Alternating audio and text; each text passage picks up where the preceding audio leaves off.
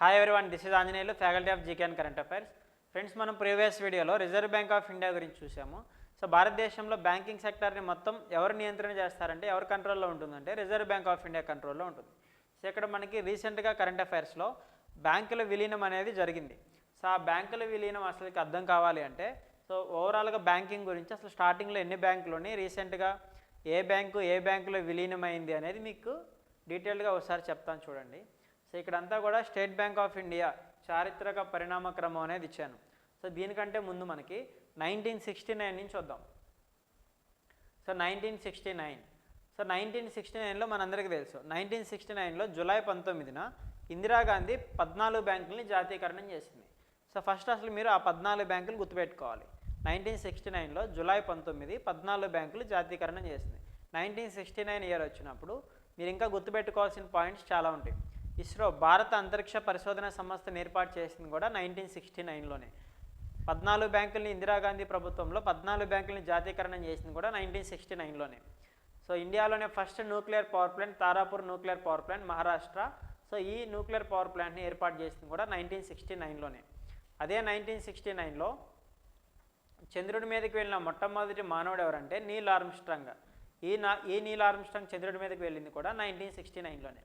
అదే 1969లో మదర్ తెరిసాకి జవహర్లాల్ నెహ్రూ ఇంటర్నేషనల్ అవార్డు ఇచ్చారు. అదే 1969లో ఇండియాలోనే హైయెస్ట్ ఫిలిం అవార్డు ఏంటంటే దాదాసాహెబ్ ఫాల్కే అవార్డు. ఈ దాదాసాహెబ్ ఫాల్కే అవార్డుని ప్రారంభించింది కూడా 1969లోనే. అదే 1969లో ఆర్థిక శాస్త్రంలో నోబెల్ అవార్డుని ప్రారంభించింది కూడా 1969లో. సో 1969 అంటే ఈ పాయింట్స్ అన్నీ గుర్తు రావాలి. సో మనం ఎక్కడ నేర్చుకోవాల్సింది ఏంటంటే బ్యాంకింగ్ కాబట్టి. సో ఆ 1969లో ఏర్పాటు చేసిన 14 బ్యాంకులు మీరు గుర్తుపెట్టుకోవాలి. ఒకసారి చూడండి, Indian bank, Indian overseas bank, Canara bank, central bank of India, union bank of India, united commercial bank, united commercial bank, united bank of India, bank of India, bank of Baroda, bank of Maharashtra, Punjab national bank, Allahabad bank, Dena bank, syndicate bank. So ఇవి 14 banks. So ఇవన్నీ కొంచెం లాజిక్గా గుర్తుపెట్టుకోవచ్చు. ఒకసారి చూడండి. So first ఇక్కడ Indian bank, Indian overseas bank, Canara bank. So అంటే first నేను ఐతో స్టార్ట్ చేస్తున్నా. సో ఐ అనేది మీరు గుర్తుపెట్టుకోండి. ఐ అంటే Indian bank, Indian overseas bank. Next one మనకి సితో స్టార్ట్ అవుతుంది. Canara bank, central bank of India. So I C, Canara bank, central bank of India. Next one union bank of India, united bank of India, united commercial bank. So I C U. యూతో 3 ఉన్నాయి, ఐతో 2 ఉన్నాయి, సితో 2 ఉన్నాయి. Indian bank, Indian overseas bank, Canara bank, central bank of India, union bank of India, united commercial bank, united bank of India. So యూతో 3 అయిపోయినాయి. తర్వాత బీతో స్టార్ట్ అవుతాయి చూడండి, bank of India, bank of Baroda, bank of Maharashtra. So బీతో కూడా 3 ఉంటాయి. So ఈజీగా గుర్తుపెట్టుకోవచ్చు, ఈ కీవర్డ్ గుర్తుపెట్టుకోండి. So bank of India, bank of Baroda, bank of Maharashtra. తర్వాత పీతో స్టార్ట్ అవుతుంది Punjab national bank, Punjab national bank. తర్వాత A D S, Allahabad bank, Dena bank, syndicate bank. జనరల్గా మనకి బీపీ వచ్చిన వాళ్ళని ఐసీయూలో పెడతారని గుర్తుపెట్టుకోండి. ఐసీయూ, బీపీ, యాడ్స్, ఏడిఎస్ అని గుర్తుపెట్టుకోండి. ఐ అంటే Indian bank, Indian overseas bank. C అంటే Canara bank, central bank of India. U అంటే union bank of India, united bank of India, united commercial bank. B అంటే bank of India, bank of Baroda, bank of Maharashtra. P అంటే Punjab national bank. తర్వాత Allahabad bank, Dena bank, syndicate bank. So ఇవి మనకి 1969లో జాతీయకరణం చేయబడిన 14 బ్యాంకులు. So దీని తర్వాత మనం చూసుకుంటే 1980. సో ఇక్కడ ఈ 14 బ్యాంకుల్లో అతిపెద్ద బ్యాంక్ ఏంటంటే పంజాబ్ నేషనల్ బ్యాంకు. ఇదే ఈ 14 బ్యాంకుల్లో అతి చిన్న బ్యాంక్ ఏంటంటే united bank of India. So 1969లో జాతీయకరణం చేసిన 14 బ్యాంకుల్లో అతిపెద్ద బ్యాంకు పంజాబ్ నేషనల్ బ్యాంక్, అతి చిన్న bank united bank of India. So దాని తర్వాత మనం నేర్చుకోవాల్సింది 1980లో మళ్ళీ రెండవసారి ఏప్రిల్ 15న 6 బ్యాంకుల్ని జాతీయకరణం చేశారు. సో 1980లో జాతీయకరణం చేయబడిన బ్యాంకులు ఏంటనేది చూడాలి ఇప్పుడు.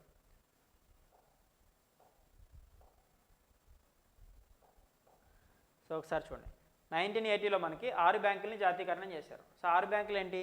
Corporation bank, oriental bank of commerce, Punjab and Sindh bank, Vijaya bank, Andhra bank, new bank of India. Cops van అని గుర్తుపెట్టుకోండి. సి అంటే corporation bank, corporation bank. O అంటే oriental bank of commerce. P S అంటే పంజాబ్ అండ్ సింధ్ బ్యాంక్. తర్వాత వ్యాన్ అంటే Vijaya bank, Andhra bank, new bank of India. So ఇక్కడ ఒక 6 బ్యాంకులు, 1969లో మనకి 14 బ్యాంకులు. సో మొత్తం 20 బ్యాంకుల్ని జాతీకరణం చేశారు. ఎందుకు జాతీకరణం చేశారు? ఇవన్నీ ఒకప్పుడు ప్రైవేట్ బ్యాంక్సే. సో ప్రైవేట్ బ్యాంక్స్ ఎప్పుడైనా కానీ సర్వీస్ సెక్టార్కి ఎప్పుడూ కూడా రుణాలు ఇవ్వదు. సో ఇండస్ట్రియలైజేషన్, సో ఎవరైతే డబ్బున్న వాళ్ళు ఉంటారో సో ఫ్యాక్టరీస్కి, కంపెనీలకి రుణాలు ఇస్తాయి, కానీ అగ్రికల్చర్ సెక్టార్ లాంటి రైతులకి రుణాలు అనేది ఇవ్వదు సర్వీస్ సెక్టార్కి. సో అందువల్ల భారతదేశం ఆధారపడింది అగ్రికల్చర్ సెక్టార్ పైన. సో అన్ని భారతదేశం డెవలప్ అవ్వాలంటే అన్ని సెక్టార్లు కూడా అభివృద్ధి చెందాలి. అందులో మెయిన్గా మనకి అగ్రికల్చర్ సెక్టార్ అనేది డెవలప్ కావాలి. సో అందుకని ఏం చేశారంటే తర్వాత వీటన్నిటినీ కూడా 1969లో 50 కోట్ల డిపాజిట్లు ఏ బ్యాంకుల దగ్గర అయితే ఉన్నాయో ఈ బ్యాంకులన్నింటినీ జాతీకరణం చేశారు ఇందిరాగాంధీ ప్రభుత్వంలో 1969లో. మళ్ళీ 1980లో కూడా ప్రధానమంత్రిగా ఇందిరాగాంధీనే ఉంది. సో ఆ టైంలో మళ్ళీ ఒక 6 బ్యాంకుల్ని నేషనలైజేషన్ చేశారు. ఇక్కడ వచ్చేసరికి 200 కోట్ల రూపాయలు ఏ బ్యాంకుల దగ్గర అయితే డిపాజిట్స్ కలిగి ఉన్నాయో ఈ 200 కోట్ల రూపాయల డిపాజిట్స్ కలిగి ఉన్న ఈ 6 బ్యాంకుల్ని 1980లో నేషనలైజేషన్ చేశారు. ఈ ఎస్బీఐ అనేది ఎప్పుడో ఏర్పడింది. సో దాని గురించి మళ్ళీ మీకు లాస్ట్లో చెప్తాను, ఇప్పుడు మర్చిపోండి. అంటే మీకు ఇప్పుడు ప్రస్తుతం మీకు గుర్తుండాల్సిన బ్యాంకులు 20 బ్యాంకులు. 20 బ్యాంకులు నేను మళ్ళీ ఒకసారి చెప్తున్నా చూడండి. అక్కడ మనకి ఐతో స్టార్ట్ అవుతుంది. Indian bank, Indian overseas bank. తర్వాత Canara bank, central bank of India, I C U. Union bank, united bank of India, united commercial bank. తర్వాత బీపీ అని చెప్పాను. Bank of India, bank of Baroda, bank of Maharashtra, Punjab national bank. తర్వాత A D S అని చెప్పాను. Allahabad bank, Dena bank, syndicate bank. అవి 14 బ్యాంకులు. ఇక్కడ 6 బ్యాంకులు ఉన్నాయి. కాప్స్ వ్యాన్ అనేది గుర్తుపెట్టుకోండి. Corporation bank, Punjab and Sindh bank, oriental bank of commerce, Vijaya bank, Andhra bank, new bank of India. So ఇక్కడ మీకు 20 బ్యాంక్స్. 1980లో మనకి ఏవైతే 6 బ్యాంకుల్ని నేషనలైజేషన్ చేశారో సో ఈ 6 బ్యాంకులు అతిపెద్ద బ్యాంక్ ఏంటంటే మనకి ఆంధ్రా బ్యాంకు, అతి చిన్న బ్యాంక్ ఏంటంటే oriental bank of commerce. So ఇప్పుడు మీరు గుర్తుపెట్టుకోవాల్సింది 1969లో జాతీకరణం చేసిన 14 బ్యాంకులు, 1980లో జాతీకరణం చేసిన 6 బ్యాంకులు. సో మొత్తం మీకు 20 బ్యాంకులు మీరు గుర్తుపెట్టుకోండి. సో 20 బ్యాంకులు ఎలా విలీనం అవుతూ వచ్చినాయి అనేది ఇప్పుడు చూద్దాం. సో ఇక్కడ మనకి 2020లో విలీనమైన బ్యాంకులు ఏవైతే ఉన్నాయో అవన్నీ ఇచ్చాను. సో దీనికంటే ముందు మనకి ఫస్ట్ వన్ ఇక్కడ చూడండి. 1993లో ఏవైతే న్యూ బ్యాంక్ ఆఫ్ ఇండియా ఉంటుందో ఈ న్యూ బ్యాంక్ ఆఫ్ ఇండియా మనకి పంజాబ్ నేషనల్ బ్యాంక్లో విలీనమైంది. New bank of India Punjab national బ్యాంక్లో విలీనమైంది. సో మొత్తం మనం ఎన్ని బ్యాంకులు చెప్పుకున్నాం? 20 బ్యాంక్స్ చెప్పుకున్నాం. ఈ 20 బ్యాంకుల్లో న్యూ బ్యాంక్ ఆఫ్ ఇండియా అనేది లేదు ఇప్పుడు. So new bank of India ఎందులో విలీనమైందంటే పంజాబ్ నేషనల్ బ్యాంక్లో విలీనమైంది. ఏ సంవత్సరంలో విలీనమైంది? 1993లో విలీనమైంది. అంటే ప్రస్తుతం ఇప్పుడు ఎన్ని బ్యాంకులు ఉన్నాయి? 19 బ్యాంకులు మాత్రమే ఉన్నాయి. సో దీని తర్వాత ఏం జరిగిందంటే 2019లో Dena bank, Vijaya bank, Dena plus Vijaya bank, ఈ Dena bank, Vijaya bank bank of బరోడాలో విలీనం అయిపోయినాయి. డీనా బ్యాంక్ని, విజయ బ్యాంక్ని బ్యాంక్ ఆఫ్ బరోడాలో విలీనం చేశారు. అంటే మనకి 19 బ్యాంకుల్లో ఇప్పుడు డీనా బ్యాంక్ లేదు, విజయ బ్యాంక్ లేదు.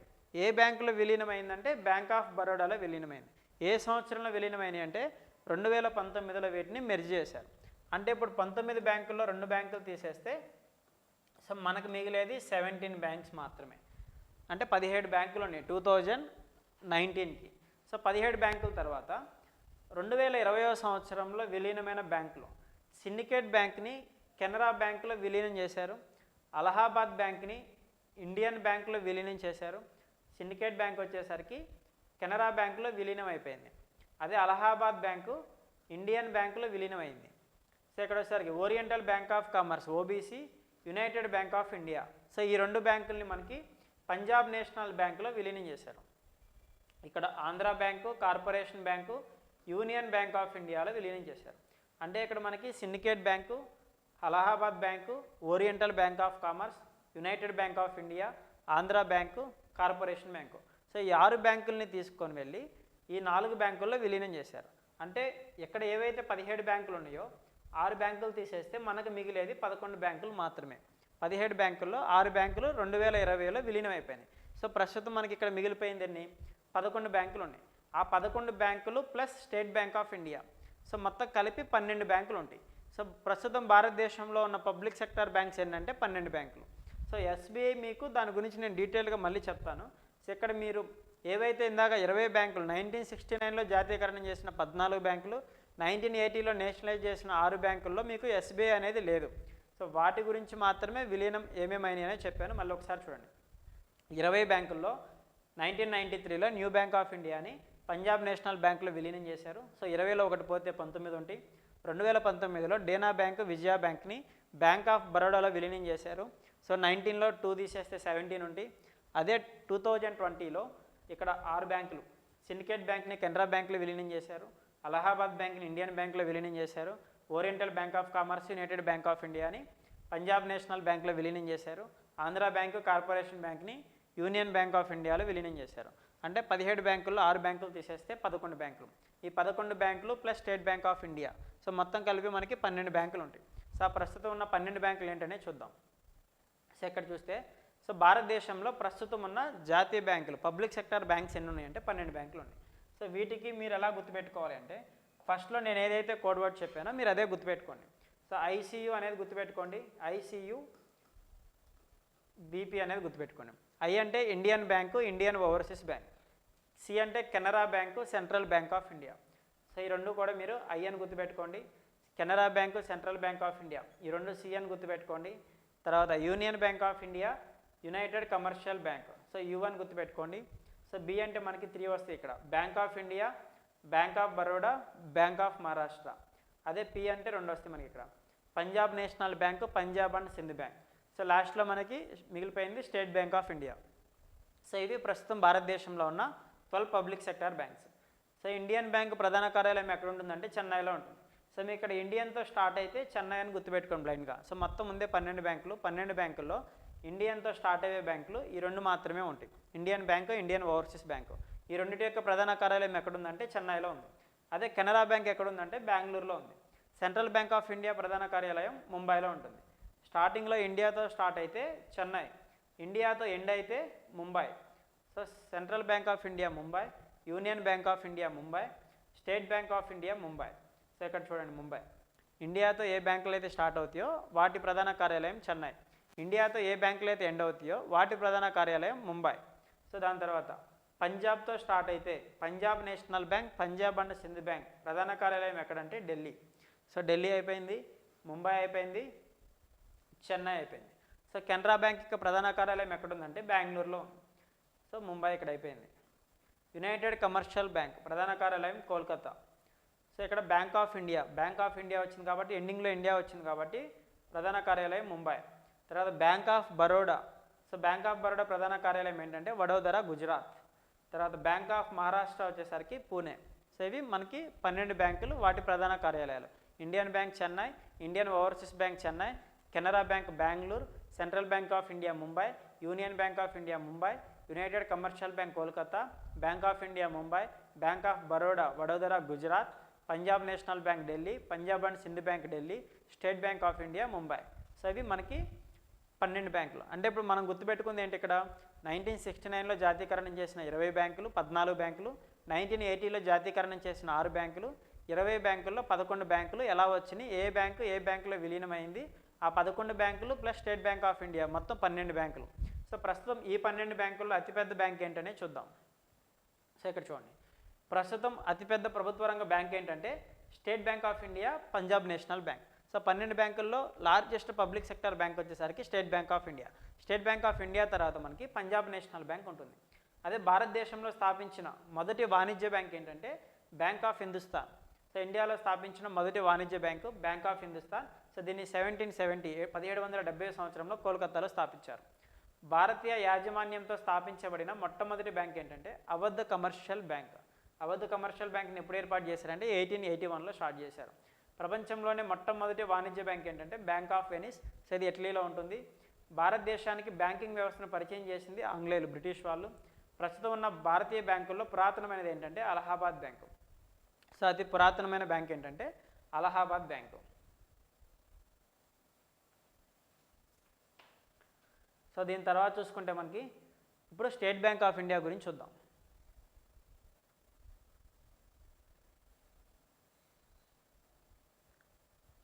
సో ఇప్పుడు మీకు 12 బ్యాంకులు ఎలా వచ్చినాయి అనేది ఐడియా వచ్చింది కదా.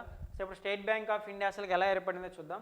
మనకి ఇక్కడ 1806లో బ్యాంక్ ఆఫ్ కోల్కతాని ఏర్పాటు చేశారు.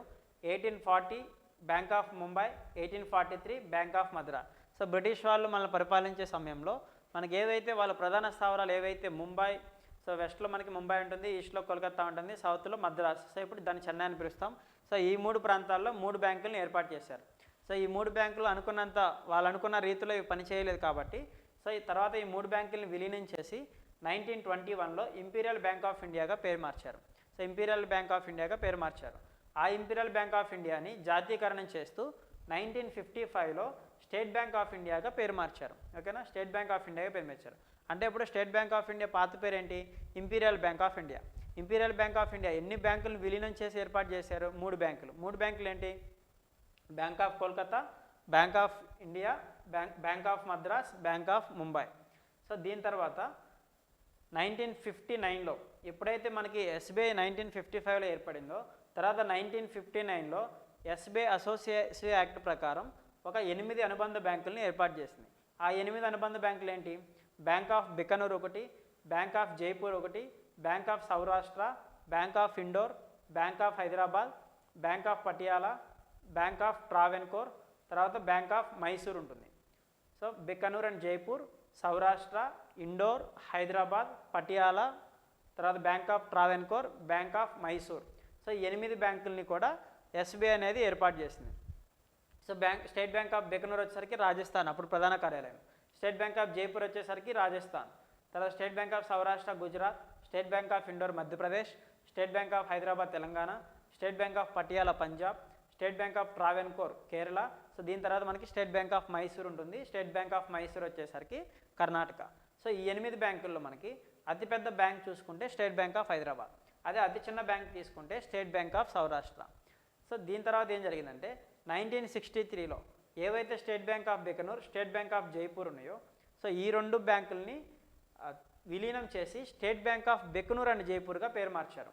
1963లో ఏవైతే ఎస్బీఐ అసోసియేటివ్ బ్యాంక్స్ ఉన్నాయో అందులో state bank of Bikaner, state bank of జైపూర్ని విలీనం చేస్తూ state bank of Bikaner and జైపూర్గా పేరు మార్చారు. ఎస్బీఐలో విలీనం చేయలేదు, జస్ట్ బికనూర్ అండ్ జైపూర్ని కలిపేశారు. దీని తర్వాత 2008లో స్టేట్ బ్యాంక్ ఆఫ్ సౌరాష్ట్రని స్టేట్ బ్యాంక్ ఆఫ్ ఇండియాలో విలీనం చేశారు. సో అప్పుడు మనకి అసోసియేటివ్ బ్యాంక్స్లో మనకి స్టేట్ బ్యాంక్ ఆఫ్ సౌరాష్ట్ర అనేది లేదు ఇప్పుడు. తర్వాత 2010లో స్టేట్ బ్యాంక్ ఆఫ్ ఇండోర్ని స్టేట్ బ్యాంక్ ఆఫ్ ఇండియాలో విలీనం చేశారు. అంటే ఇప్పుడు సౌరాష్ట్ర లేదు, ఇండోర్ లేదు, బికనూర్ అండ్ జైపూర్ని కలిపేశారు. సో అక్కడ 2 బ్యాంకులు అనేవి పోయినాయి. సో మిగతా 8 బ్యాంకుల్లో మనకి మిగిలిపోయేది 5 అసోసియేటివ్ బ్యాంక్స్. సో దాని తర్వాత ప్రపంచంలోనే 2013లో భారతీయ మహిళా బ్యాంక్ని ఏర్పాటు చేశారు. మన భారతదేశంలో సో ఓన్లీ మహిళలు మాత్రమే ఉంటారు. అందులో భారతీయ మహిళా బ్యాంక్ బిఎంబిని 2013లో ఏర్పాటు చేశారు. ఆ ప్రపంచంలో మహిళా బ్యాంకును స్థాపించిన దేశాల్లో మొట్టమొదటి దేశం పాకిస్తాన్, సెకండ్ వన్ టాంజానియా, 3వ దేశం మన భారతదేశం. సో 2013లో ఏర్పాటు చేస్తే 2017లో ఏవైతే ఎస్బీఐ అనుబంధ బ్యాంకులు 5 మిగిలిపోయినాయో ఈ 5 అనుబంధ బ్యాంకులు ప్లస్ భారతీయ మహిళా బ్యాంక్ని 2017వ సంవత్సరంలో సో వీటన్నిటిని మెర్జ్ చేసి స్టేట్ బ్యాంక్ ఆఫ్ ఇండియాలో విలీనం చేశారు. ఎస్బీఐ 5 అనుబంధ బ్యాంకులు, భారతీయ మహిళా బ్యాంక్, సో వీటన్నిటిని దేంట్లో విలీనం చేశారంటే స్టేట్ బ్యాంక్ ఆఫ్ ఇండియాలో విలీనం చేశారు. సో ఫైనల్గా మొత్తం మిగిలిపోయింది ఏంటంటే స్టేట్ బ్యాంక్ ఆఫ్ ఇండియా. ఇక్కడ మీకు 11 బ్యాంకులు వస్తాయి, ఈ state bank of India. So మొత్తం కలిపి 12 బ్యాంకులు. ఆ 12 బ్యాంకులే నేను చెప్పిన Indian bank, Indian overseas bank, Canara bank, central bank of India, union bank of India, united commercial bank, bank of India, bank of Baroda, bank of Maharashtra, Punjab national bank, Punjab and Sindh bank, state bank of India. అంటే మొత్తం 12 బ్యాంకులు ఉన్నాయి. 12 బ్యాంకులు ఎలా వచ్చినాయి అనేది మీకు ఒక క్లారిటీ వచ్చి ఉండింది. సో ఇది మొత్తం మనకి బ్యాంకింగ్ విలీనం గురించి. Okay friends, thank you.